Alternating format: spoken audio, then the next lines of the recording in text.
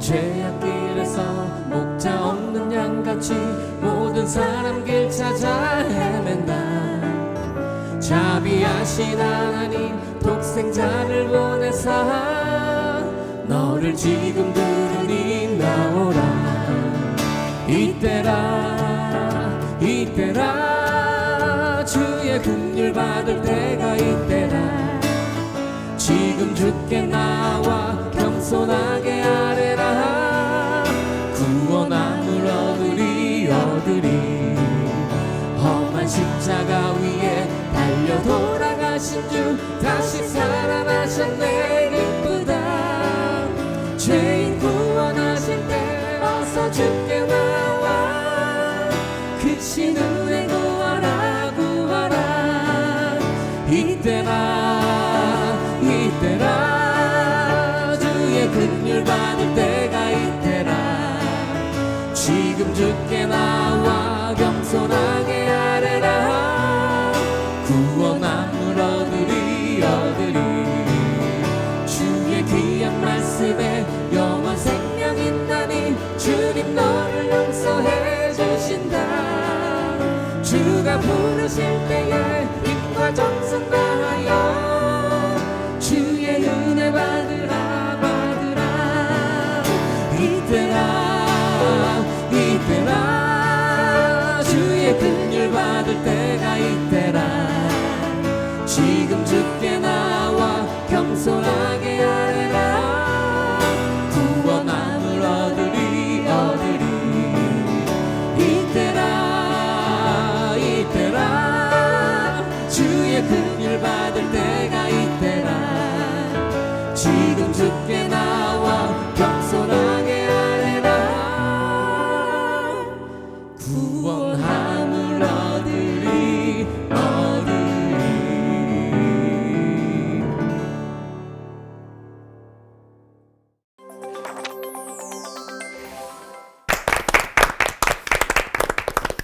세상에서 가장 위험한 말 중에 하나가 나도 모르게 라는 말이 아닌가 싶습니다.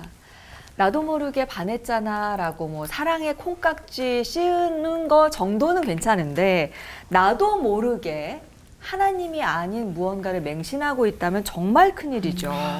맹신하는 신앙인들 주변에서 어느 정도까지 보셨어요? 이게 맹신이라기보다 맹신을 조금 다르게 루틴이라는 단어를 쓸 때가 요즘 많은 것 같아요. 예를 들면 이제 뭐 이거를 뭐 저녁에 김치찌개를 먹었는데 운동선수 중에 주변에 그 다음 저녁에 먹고 경기를 했는데 이겼어. 그러면 매일 김치찌개. 약간 징크스처럼. 네, 그래서 또 이제 경기에서 뭐 이렇게 졌다. 그러면 그 다음 날은 꼭 또 다시 김치찌개 먹고 한번 다시 해. 뭐 이런 경우들을 제 주변에 운동하시는 스포츠 스타들 중에 몇 명 그렇게 봤어요. 그렇군요. 네, 있어요. 네. 저는 찬양하기 전에 특별히 졸음껌을 계속 먹습니다. 그럴 수 있죠. 맹신처럼 졸음껌. 오은 씨는? 저는 주변에 이렇게 삶의 문제들을 만났을 때 그 신앙인들이 기도를 받으러 이렇게 예언 기도하시는 그런 기도하시는 분들한테 가서 기도 받으러 다니시는 그런 분들 많이 봤어요. 네. 있어.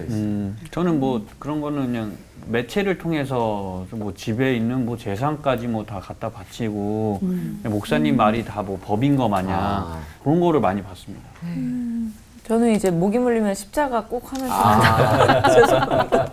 나도 간지러워서 그런 건데. 죄송합니다. 못 쓰는 말에서 죄송합니다. 네. 지난주에 저희가 미신편을 다뤘고요. 나도 모르게 내 뿌리 속에 뭐가 있는지 오늘은 맹신편을 다룰 텐데 이런 맹목적인 추종 맹신은 왜 생기는 걸까요? 제가 한번 좀 충격적인 글을 한 문장을 읽은 적이 있는데요. 존 카비라고 하는 신학자가 이런 문장을 한번 써놨어요. 교회 주차장에 차를 파킹하면서 뇌까지 파킹하지 말아라. 교회 신앙을 하면서 맹목적으로 그렇게 신앙생활을 하는 사람이 그만큼 많다라고 하는 뜻이겠죠.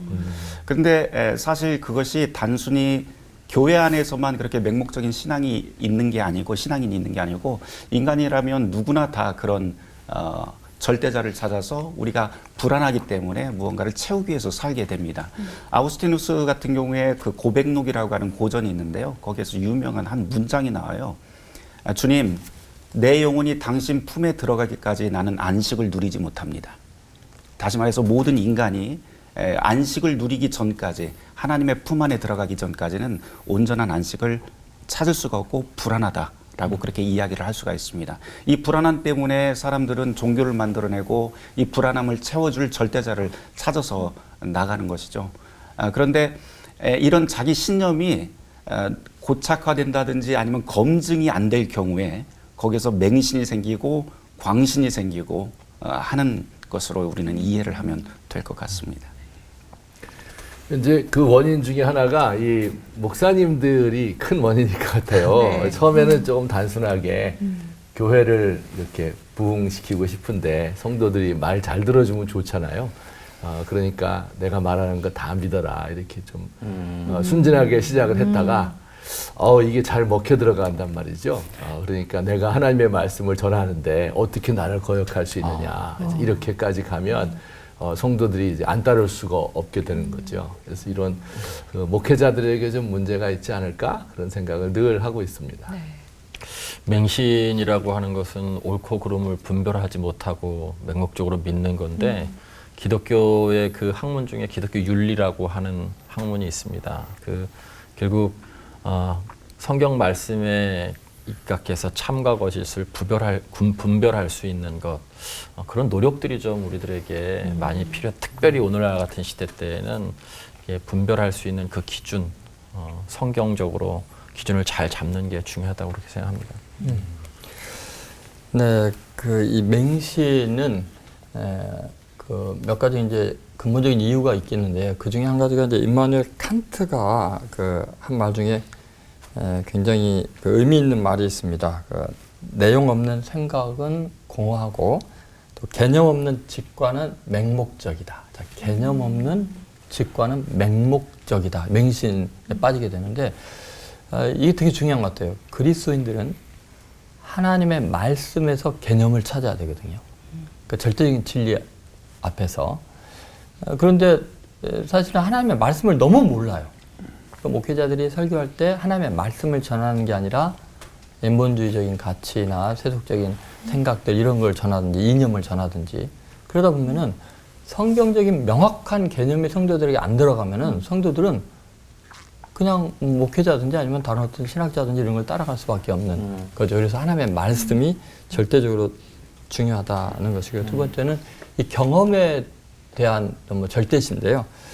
맹목적인 믿음은 어떤 사람이 특별한 경험을 하게 되면 그 개인적인 특별한 경험을 절대적인 가치로 여겨버려요. 그래서 그 경험을 통해서 모든 걸 보게 되면은 이제 완전히 맹목적인 이제 판단 오류에 빠지게 되는 거죠. 그래서 필연적으로 일어나는 게 이제 자기 중심성에 빠지게 되는데 이게 그 확증 편향에 빠지는 거죠. 그러니까 굉장히 인식에 있어서 오류를 자기도 모르게 이제 하게 되는 게 자기가 스스로 심리 기제에 의해서 자기에게 맞는 말, 자기가 듣고 싶은 말, 이것만 이제 선별적으로 듣게 되고 반대되는 것은 거부하게 되는. 확증 편향성에 빠지게 되면 맹신에 이제 빠지게 되죠. 그리고 그게 반복적으로 뭐 인터넷이나 유튜브나 이런 걸 통해서 자기가 원하는 정보만 알고리즘에 의해서 계속 들으니까 엄청난 강화가 일어나면은 이제 맹신이 돼버리고 사리 판단을 못하게 되는 그런 일이 있는 것 같습니다. 네. 나도 모르게 뿌리 박힌 무속신앙 오늘 2부에서는 하나님이 아닌 존재를 맹신하는 우리의 신앙을 점검해 보도록 하겠습니다. 장동민 교수님과 최지훈 목사님께 설교 부탁드려보죠.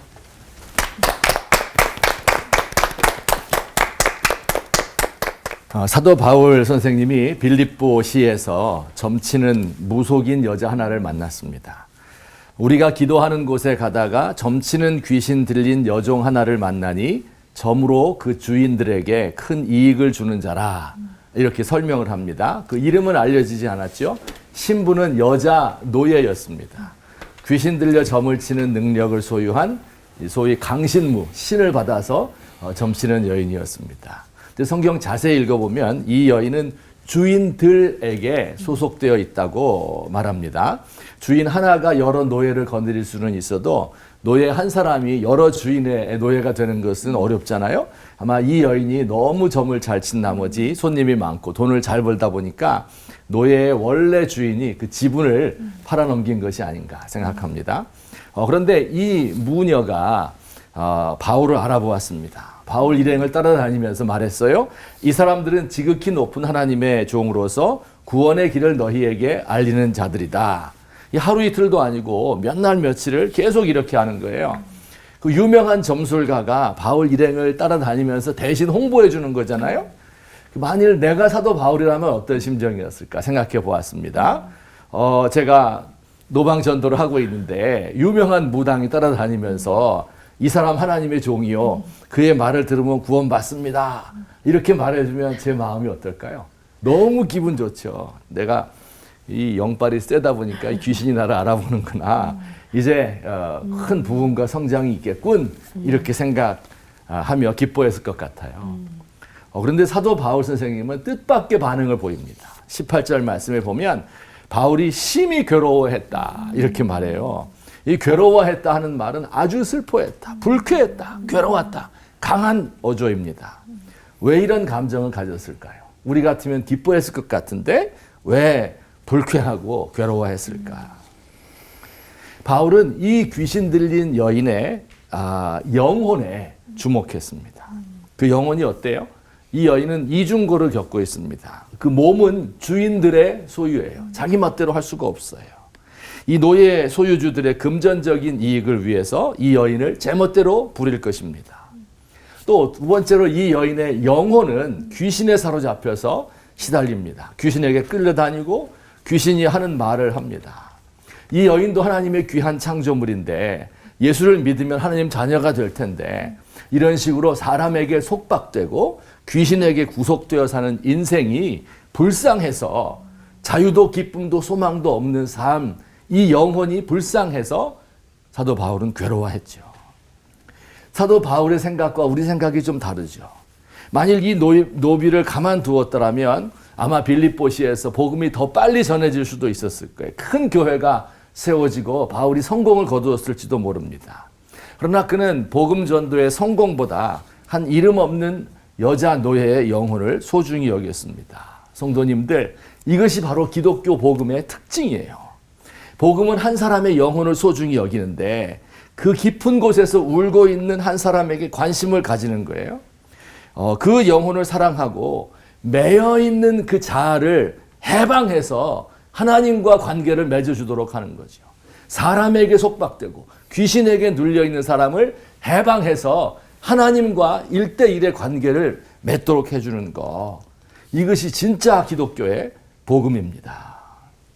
어떤 사람들은요, 주의 종들이라고 해서 자기에게 집중하게 하는 사람들이 있어요. 이게 맹신을 불러일으키는 겁니다. 자기를 드러내고 자기를 높이고 내가 중심이 되는 목사는요, 참된 목사가 아니에요. 그는 맹신을 불러일으키는 무당이나 다름이 없습니다. 한 가지 더 살피겠습니다. 바울은 이 여인에 대해서 안타까운 마음을 가졌잖아요. 이렇게 함으로써 이 여자를 구원함과 동시에 세상을 구원했습니다. 무슨 뜻이에요? 한번 이렇게 사도 바울 선생님 쓴 적이 있어요. 너희는 유대인이나 헬라인이나 종이나 자유자나 남자나 여자나 다 그리스도 예수 안에서 하나다, 차별이 없다. 민족과 문화의 차이, 신분과 계급의 차이, 젠더 간의 갈등, 인류가 가진 3대 갈등의 요소인데 1세기 로마 시대나 21세기 대한민국이나 큰 차이가 없어요.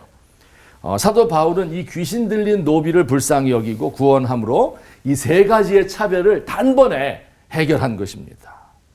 이 무속이라고 하는 것은요, 개인의 복을 구할 뿐이지 가난하고 불쌍한 사람들의 영혼 생각한다든가 정의와 평화의 나라를 건설한다든가 이런 것에 관심이 없습니다. 공적 시스템을 이용해서 사적인 이익을 취하는 사람이 많습니다. 그러나 진짜 기독교 복음은 세상의 문제를 잘 알고 세상 속으로 뛰어들어서 단박에 그 문제를 해결하는 능력이 있어요. 차별로 고통받는 사람, 가장 낮은 자와 함께하고 고통받는 자, 우는 자와 함께 우는 것이 기독교 복음입니다. 반면 거짓 선지자, 무속에 물든 기독교, 이것은 권력을 추구해요. 이것을 이용해서 자기의 물질적, 정치적 욕망을 채우려고 합니다. 그러다 생기는 사회적 갈등을 두려워하지 않아요. 이걸 조장하는 것을 아무렇지도 않게 생각합니다. 기독교 복음, 무속적 가치가 지배하는 이 세상을 구원할 능력이 있어요. 교회 안에 스며든 이런 모든 잘못된 관행들을 내몰고 영혼 사랑의 가치, 가난한 사람에 대한 관심을 회복할 수 있는 진짜 기독교 모습을 회복하는 우리가 되었으면 좋겠습니다. 사랑의 하나님 아버지 고맙습니다. 이 세상에 많은 속박으로 고통을 당하는 영혼들 예수님의 복음으로 구할 수 있게 하시고 예수님과 1대1의 관계를 맺도록 도울 수 있는 귀한 종들 되도록 도와주시옵소서. 예수님의 이름으로 기도합니다. 아멘.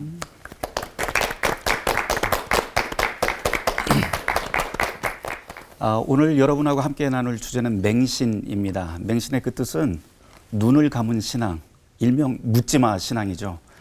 우리는 흔히 나는 맹신이나 미신하고 상관이 없다고 생각을 하겠지만 그곳에 빠지는 경우도 상당히 빈번합니다. 오늘 저희가 여러분하고 같이 누가복음 4장 16절 이하에 예수님이 함께 활동하시던 두 동네 이야기를 함께 나누면서 맹신은 무엇이고 맹신의 반대인 바른 믿음이 무엇인지 함께 나눠보려고 합니다. 누가복음 4장 16절 이하에는 예수님의 고향 나사렛과 예수님의 선교 전초 기지라고 이야기할 수 있는 가버나움이라고 하는 동네가 나오는데요. 비슷한 듯 하면서도 굉장히 다른 두 동네가 비교가 됩니다. 나사렛부터 한번 생각을 해볼까요? 이 나사렛은 아주 작은 동네인데 이곳은 유대인들의 순수한 유대인들이 모여서 한 700년 동안 메시아가 나오기를 기다렸던 그런 신실한 하나님의 선민이 모인 동네입니다. 이에 비해서 가버나움은요, 일명 국제무역항입니다. 그러다 보니까 굉장히 많은 문화, 많은 인종들, 많은 혈통들이 함께 섞여서 교류하던 곳이 이 가버나움이라고 할 수가 있습니다. 순수한 유대인들의 눈으로 볼 때 이 가버나움은 이방인이 너무 많기 때문에 이곳은 저주받은 땅, 하나님도 와서 구원하지 못할 만한 그런 땅으로 이해했을지도 모르겠어요. 그런데 이 누가복음에서는 이 두 동네를 우리에게 들려주면서 예수님께서 똑같은 일을 시작을 하셨다라고 하는 것을 우리에게 이야기를 시작을 합니다. 예수님께서 나사렛과 이 가버나움 두 곳에 회당에 들어가셔서 말씀을 전했고 사람들이 놀랐다라고 하는 것까지는 다 똑같아요. 근데 문제는 그 다음부터 반응들이 굉장히 이상한 반응들이 나타나기 시작합니다. 예수님의 고향인 나사렛에서는 예수님께서 말씀을 전하자 사람들이 수군거리기 시작을 해요. 저거 목수의 아들 아냐? 라고 말해요. 다 알고 있다는 거죠.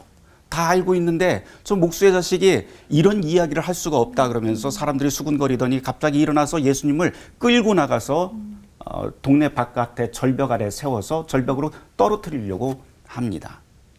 근데 이상하지 않아요? 이 사람들은 메시아를 기다리던 사람들이었고 하나님의 선민이었고 그랬는데 메시아가 눈앞에 나타났음에도 불구하고 알아보지를 못하고 오히려 폭도로 변하게 됩니다. 가버나움은 또 어떨까요? 가버나움에서도 똑같이 회당에 들어가서 예수님께서 말씀을 전하자 이곳에서도 사람들이 놀라기 시작합니다. 그런데 이곳에 아주 특이한 것은 예수님이 누구인지 가장 먼저 알아보는 존재가 있었는데 귀신이 먼저 예수님을 알아봅니다. 그러면서 나와 무슨 상관이 있습니까? 그러면서 통곡을 하기 시작을 해요. 예수님께서 귀신을 쫓은 다음에 그곳에서 그 소식이 회당 밖에까지 계속 널리 퍼지고 그 회당을 나오셔서 예수님의 제자였던 시몬의 장모의 열병을 고쳐주시고요. 고쳐주시니까 또 사람들이 그 자리에 모여서 귀신도 쫓고 춥기도 하고 그리고 많은 치유의 기적들이 일어나는 역사가 이 가버나움이라고 하는 곳에서 일어나게 됩니다. 이 두 동네를 가만히 읽어보면 너무 이상해요. 한 곳에서는 우리가 생각할 때 굉장히 정상적이고 오히려 하나님의 선민이라고 하는 이곳에서 하나님의 기적들이 일어나야 되는데 오히려 정반대에서 은혜의 역사, 기적의 역사가 일어납니다. 도대체 이 차이가 어디에서 나올까요? 종교학자 마틴 루터가 대교리 문답에서 십계명을 해설하면서 맨 처음에 이런 유명한 말을 써놨는데요. 내 심장을 걸어놓은 대상, 그것이 바로 너의 신, 너의 하나님이다. 이런 표현을 씁니다. 그런데 우리는 나의 심장, 나의 마음을, 나의 존재를 다 걸어놓은 대상이 때로는 하나님이 아니라 돈이나 재물 또는 어떤 특별한 능력이 있는 사람에게 나의 심장을 맡겨 놓게 되죠. 루터는 그것이 바로 하나님의 자리에 올라선 그 하나님이 아닌 것들을 우상이라고 그렇게 이야기를 합니다. 문제는 우리의 심장을 걸어놓은 그 존재가 모든 것을 판단하는 기준이 된다고 하는 것이죠. 그러면 이 나사렛으로 다시 돌아가서요. 나사렛 사람들이 그 자신들의 심장을 걸어놓은 것은 그 대상은 무엇이었을까요? 그것은 성경에서는 정확하게 이야기하지는 않지만 우리는 충분히 유추할 수 있는데요. 나사렛 사람들은 어긋난 선민의식, 혈통, 전통 이런 것들이 자기네들의 심장을 걸어 놓았던 것이죠. 하나님이 아닌 곳에 하나님처럼 하나님의 자리에 올려놓은 것, 그것이 바로 우상이 되고 우리의 맹신의 대상이 됩니다. 그런데 맹신이 특별히 위험한 이유가 있어요. 맹신은 언제든 광신의 지름길이 되기 때문에 무섭습니다. 그 모습을 우리는 이 누가복음 4장에서 확실히 보게 되죠. 자기의 마음에 심장을 걸어놓은 그것 때문에 바로 메시아를 700년 동안 기다렸던 그 메시아를 절벽으로 끌고 가서 죽이려고 하던 모습을 우리가 보게 됩니다. 저는 그 본문을 보면서 한 가지 생각을 해봐요. 왜 누가복음은 나사렛과 가버나움을 이렇게 보여줄까라고 말입니다. 그러면서 버뜩 그런 생각이 들더라고요.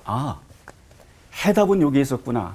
가버나움이라고 하는 이 이름, 그 이름의 뜻이 매우 중요하구나. 가버나움의 이름의 뜻은요, 위로의 마을입니다. 위로의 마을. 위로의 마을이라고 하는 것은 이방인이든 아니면 병든 자든 자기의 사회에서 자기의 목소리를 빼앗겨버린 사람이든 주님께서 그 사람들을 다 모으시고 위로해 주시고 하나님의 사람으로 그 세계에서 다시 주인공으로 세워주는 곳, 그것이 바로 가버나움, 위로의 마을이죠. 이것이 바로 성경이 우리에게 이야기하고 있는 바로 복음, 하나님의 능력이라고 할 수가 있습니다. 오늘 말씀을 읽으면서 우리는 함께 고민을 해야 될 것은 우리가 스스로 그 가버나움, 제2의, 제3의 가버나움이 되라고 하는 그 복음으로 우리는 성경을 읽게 됩니다. 바라기는 저와 여러분 모두가 다 여러분의 삶의 자리에서 제2, 제3의 가버나움이 되시길 주님의 이름으로 축원합니다. 아멘. 함께 기도하겠습니다. 주님, 당신의 복음은 죽음을 생명으로 그리고 약한 자들을 강하게 하나님의 나라에서 세워주시는 위로의 복음입니다.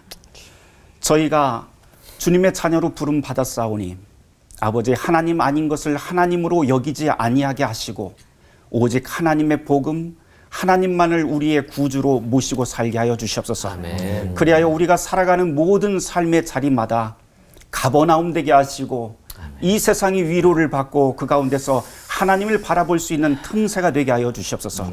예수 그리스도 이름 받들어 기도드리옵나이다. 아멘.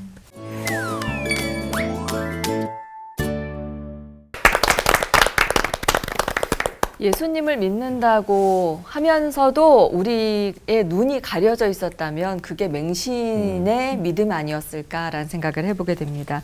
딴 사람은 안중에도 없고 오직 나를 챙기는데 관심이 있다면 그건 정말 맹신이다라는 설교를 해주셨는데요. 맹신의 가장 큰 함정, 거기에 빠져 있는 건 아닌지 다시 한번 생각하게 되고 굉장히 정신이 번뜩 드는 그런 설교였어요. 어떻게 들으셨어요? 저는 그 한국교회 우리의 모습을 좀 보게 되더라고요. 그러니까 사실 한국교회 성도님들만큼 뜨겁게 열정적으로 열심히 믿음 생활하는 분들 없잖아요. 그러니까 사실은 뜨거운 만큼 하나님의 사랑 또 이웃 사랑도 남다르기도 한데 문제는 이제 맹신과 그 믿음을 혼동하는 부분들이 좀 있는 것 같아요. 맹신과 믿음을 혼동하는 가장 큰 이유가 뭔지 좀 궁금하고, 그리고 미신, 맹신, 광신은 사실은 좀 다른 거라고 생각하거든요. 그래서 장동민 교수님과 천영태 목사님께서 이것들 좀 명확하게 구분 지어 주시면 좋을 것 같습니다. 구분해 주시죠. 이게 진정한 믿음과 맹신, 이 둘을 어떻게 구분할 것인가 하는 문제인데요. 일반적으로 이제 잘못 알려지기로는 믿는다 그러면 의심이 없어야 돼요. 의심하지 않고 무조건 믿는다. 그게 맹신이에요. 진짜는요, 의심을 많이 하는 겁니다.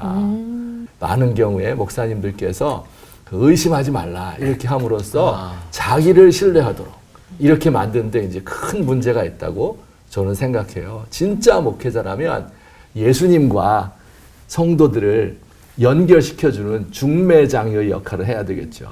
내가 그 중간에 들어가 있는 건 아니잖아요, 중매장이가. 그런데 이제 그런 점에서 조금 많이 잘못된 길로 가고 있다 이런 생각이 들고 무조건 의심하지 말고 믿어라. 그게 아니에요. 진짜 믿음을 가지면 지성적으로 감성적으로 활발해지기 때문에 마음이 열리고 이러기 때문에 마음껏 하나님과 대화하고 그 가운데 의심도 할 수 있고 질문도 할 수 있고 또 지성적으로 비판도 할 수 있고 그러면서 그 과정을 다 거쳐서 든든한 믿음 위에 서게 되는 거. 이 믿음으로 가야 되는데 그러지 못했다 하는 것이 문제라고 생각합니다. 뭐 사전적인 구별들은 뭐 되게 비슷하고 복음서에도 보면 귀신 들린 아들이 불 가운데 물 가운데 지나다닌다. 주님 저 아들을 구원해 달라고 하는 그러한 아버지의 기도가 있는데 불 가운데 물 가운데 지난다는 것은 귀신도 능력이 있다는 거예요. 귀신의 존재가 분명히 있고 그런 것처럼 무당들도 작두를 탄다든지 우리가 얘기하는 어떤 초이성적인 일들을 할 수 있는데 문제는 그들은 우리 인격의 변화에 대한 관심은 전혀 없다는 거예요. 그게 가장 중요한 포인트죠. 우리 공동체가 어떻게 성숙하고 변하는지 우리 개인의 인격이 어떻게 변하는지에 관심이 없어요. 그냥 오직 복체에만 관심이 있죠. 이제 이것의 근본적인 차이인 거예요. 하나님은 우리가 믿는 하나님, 최 목사님 설교해 주신 것처럼 우리에게 가장 중요한 것은 우리의 하나님, 우리가 믿는 대상이신 그 하나님, 그분이 어떤 분이신가라고 하는 것을 명확하게 알게 되면 우리의 신앙의 형태도 달라질 텐데 우리가 우리의 욕망을 너무 추구하는 죄의 본질 중에 하나는 자기중심성, 거기에서 내가 욕망하는 것을 투여하다 보니까 결국 미신, 맹신, 무술, 주술 이런 것들에 다 이제 빠지게 되죠. 결국 하나님은 우리의 변화, 인격적인 성숙과 변화를 원하시는데 다른 그런 미신과 무속은 그런 거에 전혀 관심이 없다라고 하는 공동체성에도 관심이 없다. 이런 차이가 명확하겠죠. 열심을 내는 건 중요하지만 그 열심을 무엇 때문에 누구를 위해서 내고 있느냐를 봐야 될 것 같습니다. 그 하나님이 아닌 존재를 위해서 열심을 내고 있다면 열심을 낼수록 더 위험해지는 게 아닌가라는 생각도 들고요. 맹신의 위험성을 오늘 좀 확실하게 짚고 넘어갔으면 좋겠어요. 그래서 준비했습니다. 믿음 아닌 맹신 방지를 위해 드리는 질문 타임! 첫 번째 질문입니다. 어디 가서 기도하면 일이 잘 풀리고 어느 목사님한테 기도받으면 죽을 병이 낫고 치료의 광선을 쏘시고 뭐 언어에 뭐 은사가 있으시고 뭐 이런 많은 또 이제 그런 목사님들이 계시다 그래서 있어요. 진짜 이런 분들이 계신지 정용춘 목사님 계십니까? 이런 분들이? 치유의 은사. 무슨 그냥 은사 기적 뭐 다 하시는 거. 네. 뭐 어떤 특별한 은사를 받는 분들이 있을 수는 있죠. 그런데 그 사람이 다른 사람보다 특별한 영성이 더 뛰어나다라고 하는 것은 100% 거짓말입니다. 그러니까 왜 그러냐면은 예를 들면 이제 그 성경에 나와 있는 하나님의 사람들의 공통적인 특징이 뭐냐면 자기를 주목하게 하지 않는 거예요. 내가 치유하는 대상, 도와주는 대상과 내가 존재론적으로 가치가 다르다고 인정하잖아요. 예를 들면 베드로와 요한이 성문 매문에 앉아 안전뱅이를 이렇게 세우잖아. 사람들이 다 주목하고 놀라가지고 보잖아요. 그러니까 너희들이 왜 나를 주목하느냐. 우리의 경건한 능력이 이걸 행한 것이 아니라 너희들이 십자가 못 박은 그리스도께서 하신 거다. 그런 이야기죠. 또 바울과 바나바에게 뭐 사람들이 막 절하고 막 이럴 때 뭐라 그래요? 우리는 너희가 성정이 같은 사람이다. 그런 거죠. 그러니까 여기서 굉장히 중요한 게 뭐냐면 우리는 예수 그리스도와 직접적인 관계를 맺는 거지 영매라든지 그 하나님의 능력을 저 사람을 통해서 끌어온다든지 이런 게 기독교는 불가능해요. 보네포 목사님이 성도의 공동생활을 하는 데서 굉장히 중요한 이야기를 했어요. 그리스도인들은 그 누구도 직접적인 관계가 불가능하다. 모든 사람은, 모든 성도는 예수 그리스도를 통해서만 만날 수 있고 교제할 수 있다. 하나님께서 예수 그리스도를 통해서 우리에게 부으신 그 역사하신 은혜 외에는 남아있는 게 아무것도 없다. 그래서 우리는 다른 사람을 대할 때, 예를 들어서 여러분이 저한테 목사님 하는 거는 제가 목사라는 특별한 능력이 있거나 이런 게 아니고 예수 그리스도의 종으로 부르심을 받았기 때문에 여러분이 예수님을 통해서 나를 목사라고 그러는 거죠. 사도도 마찬가지예요. 그래서 예수님은 이렇게 이야기하십니다. 요한복음 15장 7절에 너희가 내 안에 거하고 내 말이 너희 안에 거하면 무엇이든지 원하는 대로 구하라. 그리하면 이루리라. 그 목사님을 통해서 구하라가 아니에요. 그죠? 그냥 너희가 내 안에 있으면, 내 말이 너희 안에 거하면 뭐든지 원해라. 누구 도움 필요 없다. 직접적인 관계를 말하는 거죠. 이게 얼마나 중요한가 하면 예를 들면 볼게요. 세례 요한 한번 생각해 보세요. 세례 요한이 입만 벌리면 하는 게 뭐예요? 그는 흥하여야 하겠고 나는 쇠하여야 하리라. 나는 그분의 신발끈도 풀 자격이 없습니다. 그래서 더 놀라운 것은 요한복음 1장 같은 데 보면요. 세례 요한을 만나서 교육받은 사람들은 전부 다 세례 요한을 떠나서 예수에게로 가버립니다. 요한의 말을 듣고 예수를 따르니라. 근데 이 그 맹신에 빠지거나 또는 이단적인 요소가 있거나 이 잘못된 목회자들의 특징은 뭐냐면 자기를 따르게 하는 거예요. 그럼 예를 들어 봅시다. 바울은 어때요? 바울은 나는 죄인 중에 괴수로다 그랬어요. 그럼 여러분 목회자가 신령하고 남보다 더 성도를 받아 더 특별히 거룩한 척 하는 거, 그러니까 목소리도 이상하게 신령한 듯이 하는 거는 성경적이지가 않아요. 그건 무속적이에요. 양복 입고 넥타이 맨 무당이죠. 그러면 굉장히 위험한 거죠. 아니 보세요. 바울은 선교의 마지막에 죽음이 가까웠을 때 디모데 전서에서 나는 죄인 중에 괴수로다. 그렇게 이야기하잖아요. 그럼 예를 들면 베드로 보세요. 어때요? 베드로에게 천국 열쇠를 주님이 주셨잖아요. 그럼 베드로를 통해서만 천국 갈 수 있나요? 목회자가 그렇게 행동하면 돼요? 뭐라고 했어요? 천국 열쇠 준 그 베드로를 향해서 사탄아 물러가라. 인간이 어떤 누구도 하나님과 예수님과 우리 사이에 중재자 역할을 하는 것을 금하고 계신 거죠. 사탄아 이렇게 이야기해버리잖아요. 그래서 우리는 정말 정신 차려야 됩니다. 어떤 누구도 그리스도 예수의 은혜와 십자가의 공로 아니면 아무것도 하나님 앞에 나갈 수 없는 거예요. 그러니까 어떤 신령한 목사가 특별한 존재가 아니에요. 하나님의 말씀을 대언하기 때문에 사도로 부르심을 받은 분이다. 그 정도로 알면 될 것 같아요. 제가 잠깐만 끼어들어도 될까요? 일종의 커밍아웃이 될 수도 있을 것 같은데요. 이제 목사가 되기 전에 이제 전도사 생활 많이 하잖아요. 이것저것에서. 근데 이제 30년 전에 제가 전도사 생활하던 그 교회가 치유 능력이 아주 풍성한 교회였어요. 근데 이 치유의 능력이 어떤 식으로 되냐면 목사님이 안수기도를 하는데 그냥 일반적인 안수기도가 아니고 눈안수기도를 했었습니다. 그래서 사람들이 병도 많이 낫고 했었는데요. 뭐 그렇게 할 수 있다고 지금도 생각을 하고 하나님께서 그런 능력을 목사님을 통해서도 주셨다고 저는 생각을 합니다만 문제는 목사님이 아니고 목사님도 문제가 있을 수도 있지만 또 우리도 일반 교인들도 참 문제가 있을 수 있겠다 생각하는 건 언제 제가 굉장히 충격을 받았냐면 어느 날 여름에 다들 눈이 퉁퉁 불어갖고 주일날 나타났어요.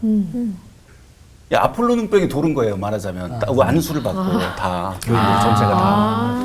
그런데 눈이 멀쩡한 사람이 나타나니까 로비에서 눈 퉁퉁 부은 사람들이 뭐라고 하냐면 쟤는 은혜 못 받았어. 이러는 거예요. 이런 현상들이 사실은 어디에서 나올까요? 우리가 은혜만 쫓을 줄 알았지, 그러니까 기적만 쫓을 줄 알았지, 정말 정작 성경이 이야기하고 있는 복음의 능력 또는 치유를 왜 해야 되는지에 대한 그런 말씀에 대한 이해는 부족하기 때문에 이런 현상들이 나타나지 않는가 그런 생각을 좀 해봤습니다. 그러니까 우리 신앙의 기준이 절대로 그 신비한 능력이나 기적일 수 없는 거예요. 그 영성의 척도도 그게 아니고. 그래서 마태복음 뭐 7장 22절에 보면은 그날에 많은 사람들이 나더러 이르되 주여 주여 우리가 주의 이름으로 선지자 노릇하며 그다음 뭐라 그래요? 주의 이름으로 귀신을 쫓아내며 주의 이름으로 많은 권능을 행하지 않냐니까. 근데 예수님 뭐라 하죠? 불법을 행한 자들아 여기서 떠나와라. 내가 도무지 너희를 알지 못한다. 아무 기독교 신앙과 관계없이도 귀신 쫓아내고 능력 행할 수 있다는 거예요. 그러니까 신앙의 척도는 그런 게 아니다. 그런 거죠. 그럼 이거는 어떻게 생각하시는지, 교회를 옮기면 저주를 받고 목사님에 대해 불평을 하면은 막 큰일 나고, 왜냐하면 영적 권위가 있는 하나님의 종이니까. 이거에 대해서는 천영태 목사님 어떻게 생각하시는지. 실제 일전 교회에서 경험이 있는데요. 우리 교회에 이미 나오신 지 20년이 되셨는데도 불구하고 이분 늘 두려움, 불안에 있는 거예요. 어떤 설교 가운데 막 꽂히면 도무지 견디지 못해서 막 떨고 그러다가 집에 가고 막 이제 불안 증세 때문에 도무지 사회생활을 잘 못하는 분이 계셨어요. 권사님이신데 신방 때 가서 물어보니까 예전 교회에서 이제 이사를 해서 옮겼음에도 불구하고 한때 그 교회를 계속 다니신 거예요.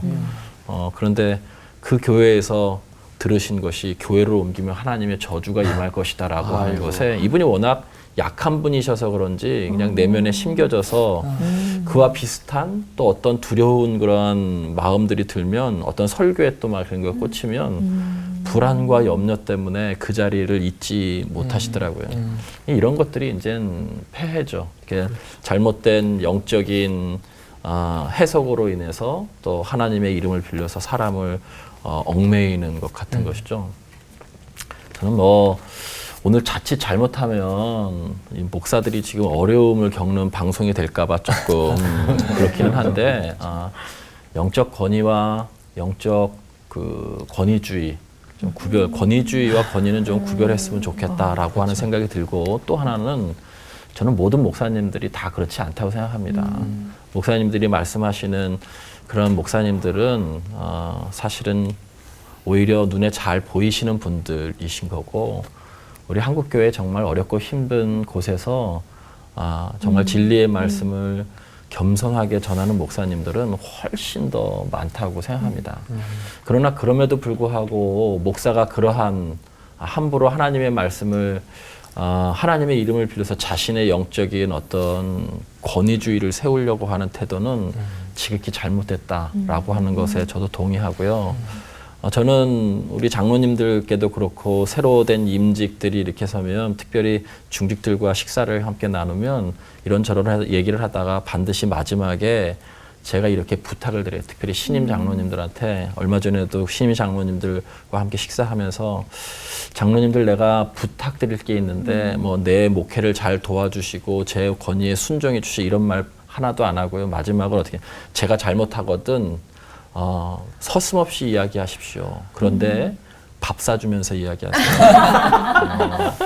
무섭게 이야기하지 말고 밥 사주시면서 편안한 분위기 속에서 이야기해 주시면 저는 대부분 다 경청할 수 있습니다. 근데 분위기가 막 그렇게까지 가서 하는 것은 저는 그렇게 모든 사람들이 다 죄인이고 마음에 약함이 있기 때문에 언제나 들을 수 있습니다.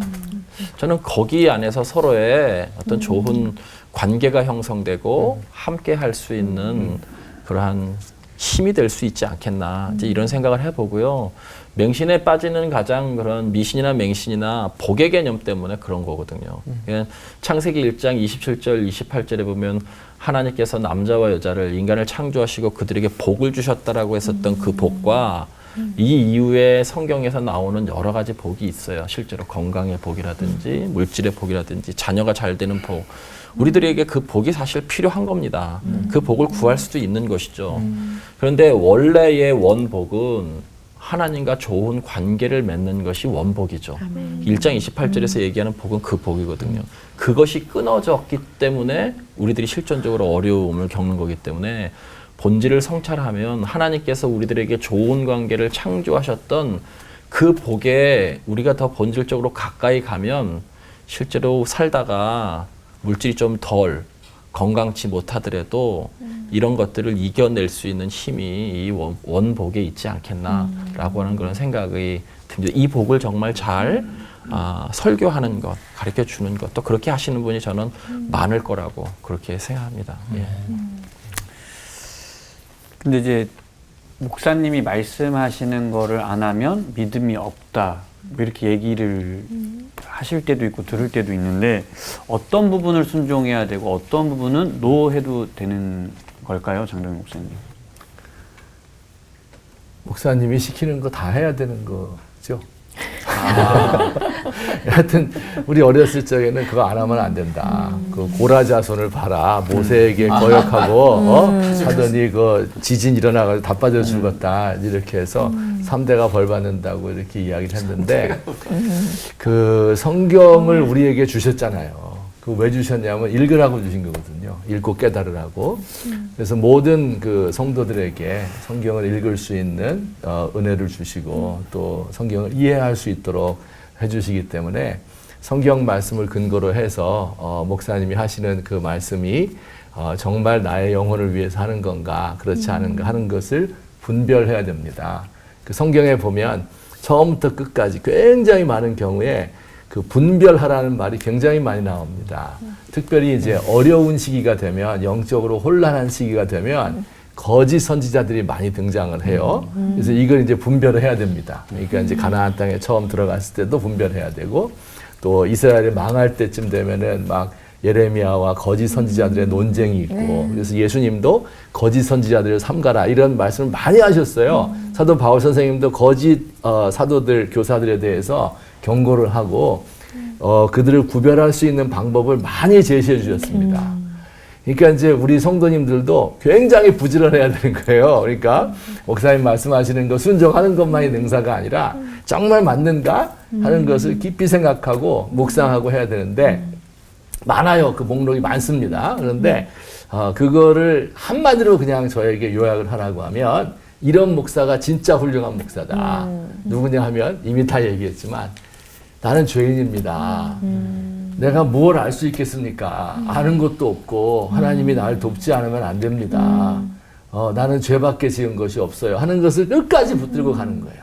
하나님과 가까워지면 가까워질수록 내 죄는 더 드러나게 돼 있거든요. 네. 그러니까 목사가 영빨이 있으면 있을수록 더 하나님께 내 죄를 고백하는 사람. 이게 진짜 목사고요. 그런 사람을 봐야 돼요. 성도들이 분별할 수 있어야 돼요. 이분이 내가 지금 나를 우상시하고 내 말을 안 따르면 저주받는다. 이렇게 맹신을 조장하는가? 아니면 진짜 나는 아무것도 아니고 하나님과 당신이 신랑과 신부의 관계를 맺어야 된다고 인도하는가? 이걸 볼 수 있는 안목이 꼭 있으면 좋겠습니다. 아멘. 저는 이것도 궁금하거든요. 헌금 강요. 네. 요 헌금을 강요한다면 어떻게 해야 되는지, 안 하면 벌 받는지 궁금합니다. 최지호 목사님. 그래서 헌금에 대한 우리가 잘 인용하는 말씀 중에 하나가 11조에 대한 그 말씀이 나오는데요. 말라기 3장에서 3장 8절에서부터 10절까지 말씀일 거예요. 그러면서 이 말라기 선지자가 맨 끝에 뭐라고 하냐면 하나님의 것을 도둑질 한 사람들에 대한 저주를 퍼부은 다음에 온전한 11조를 너희가 해라. 하나님의 창고에 드리면 하나님께서 너에게 복을 부어주시나 안 부어주시나 하나님을 시험해봐라 라고 하는 그런 강력한 그 말씀이 있어요. 그래서 보통 교회에서 이 구절을 가지고 우리 헌금 생활 똑바로 하십시오 라고 하는 이야기를 많이 합니다. 그런데 예수님은 요 구절을 조금 더 자세하게 더 설명을 해주세요. 그게 마태복음 23장 23절 말씀인데요. 이게 바로 아마도 성경 전체에서 이야기하고 있는 헌금 정신을 가장 잘 드러내는 말씀이 아닌가 싶습니다. 제가 한번 읽어볼게요.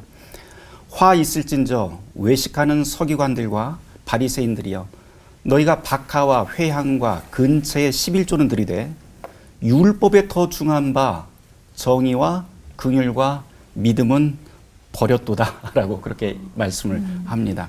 무슨 이야기냐면 여기에 나와 있는 박하 그리고 회향 근처는 바리새인들 그 정원에서 나는 아주 작은 풀들입니다. 근데 바리새인들이 이것까지도 다 11조 생활을, 헌금 생활을 아주 충실했다는 거예요.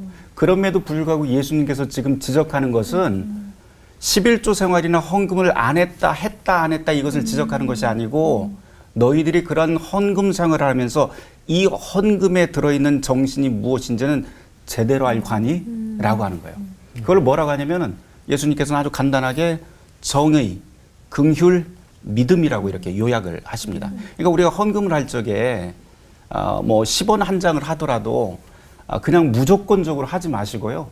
교회에서 헌금을 하면서 기도하면서 내 이 헌금이 정말 정의로운 곳, 그리고 긍휼의 도구로, 그리고 또한 하나님에 대한 믿음이 이 공동체 안에서 이 땅에서 편만할 수 있도록 해주십시오라고 하는 기도와 함께 기도를 헌금을 해야 되고요.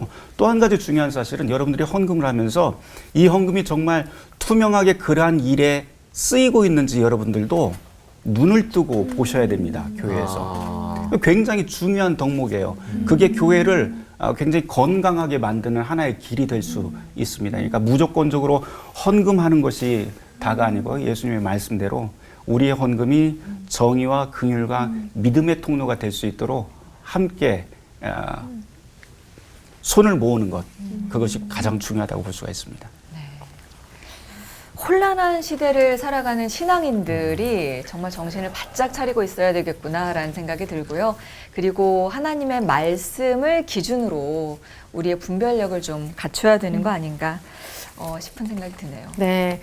그러면요, 이 맹목적으로 믿어야만 복 주시는 하나님이 아니라는 걸 확인시켜 주셨으면 좋겠는데요. 실제 경험 속에서 미신처럼 믿지 않아도 주어지는 은혜의 감동을 네 분께서 조금씩 나눠주시면 좋겠습니다. 제가 한 10년 전에 교회에서 교인들이 어르신들이 함께 모여서 계를 하나 시작을 하셨어요. 뭐냐면 성지순례를 간다. 그래서 계를 시작을 하셨는데 이제 장로님이 오셔서 저한테 주보에다 내서 광고를 좀 해달라고 해서 사람들을 모아서 같이 1년 후에 우리 갑시다라고 이제 말씀을 하세요. 주보에다 제가 성지순례 모임 이렇게 쓰질 않고 뭐라고 했냐면은 유적지 탐방 이렇게 썼단 말이에요. 근데 아무도 그렇게 썼는데도 아무도 질문을 안 하세요. 그러다가 1년이 거의 다 돼가는데 이스라엘에서 사고가 터지는 바람에 이게 가지를 못하게 됐어요. 계획이 완전히 다 무너졌는데요. 그래서 이제 장로님이 오셔서 목사님 저희가 1년을 다 준비를 했는데 못 가게 됐습니다. 안타깝네요. 그러면서 저한테 말씀을 하시다가 돌아가다가 갑자기 딱 돌아서서 저한테 그 질문을 하세요. 목사님 근데요. 그러면서 1년 동안 주보에다가 왜 성지순례라고 하는 단어를 안 쓰셨나요? 늘 유적지 탐방 뭐 이렇게 쓰셨나요? 이렇게 질문을 하세요. 그래서 드디어 올 것이 왔구나. 그러면서 그때 제가 설명을 드린 내용이 있어요. 종교개혁자 루터의 이야기인데요. 루터가 1520년도에 그 독일 크리스찬 귀족에게 고함이라고 하는 3대 논문 중에 하나를 쓰게 됩니다. 거기에 보면 성지순례에 대한 이야기가 나와요.